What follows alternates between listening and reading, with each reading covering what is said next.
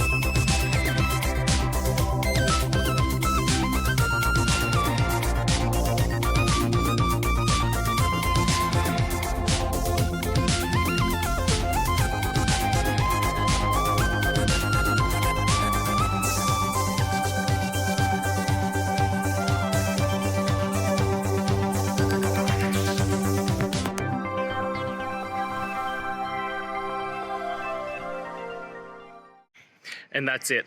I hope that that's helped find the solution that you're looking for. And if it did, please, I'd appreciate it if you hit the subscribe button. Every time you hit it, it really helps.